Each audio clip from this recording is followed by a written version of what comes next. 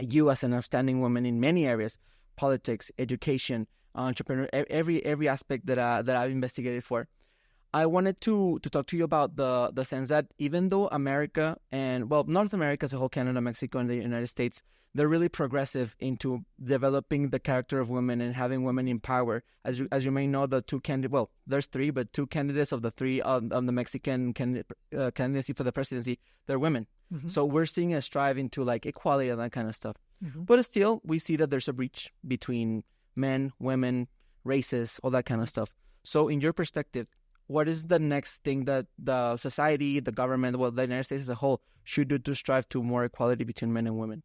Well, the thing has changed a lot in the United States in the 1960s and 1970s. When I was in high school, so I graduated from high school in 1978, so that officially makes me old. Well, no, not at all, youngster. 1978. When I was in high school, maybe 1 in 10 doctors in America were women. Wow. They opened the Air Force Academy to women when I was a junior in high school. So I attended the Air Force Academy.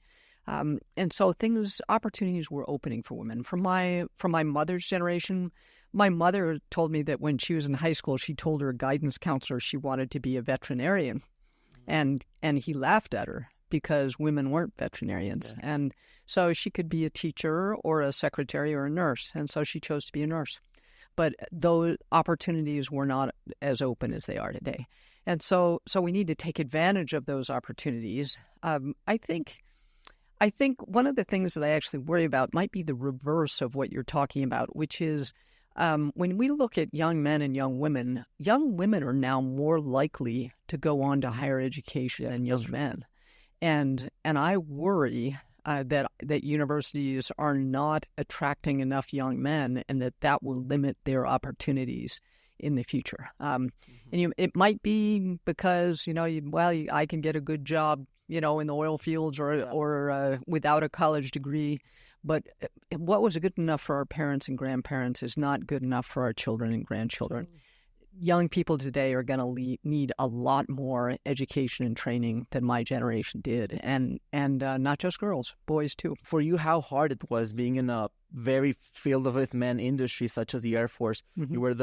You were the second female UTEP president. Also, like how is that your life? Well, as I was reading it, I was mesmerized by the sense that you always broke paradigms in that sense. That you always, okay, if men did it this way, I'm gonna do it this way, and if I can, well, I can, So how did you manage breaking paradigms in a male scenario, you as a female? So I never, so my dad died when I was young, but I never remember thinking that I couldn't do these things. And I don't know, I don't know where that came from. And I was the first person in my family to go to college, but somehow I knew I was going to college. It was just, I expected it of myself, and I was always a bit of an adventurous kid, I guess.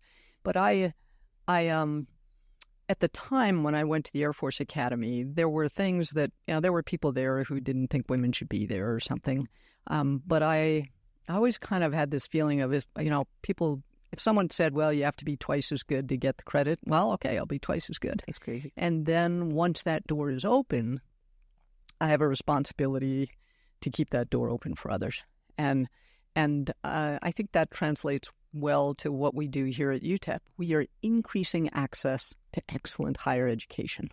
We meet students where they are, help them build on their strengths, and build a better life for themselves, and become a better, great college education helps students to become better versions of themselves.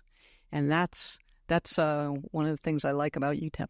I think that a great leader needs to open up the doors for everybody else. I mean, and we see it in every hero's history.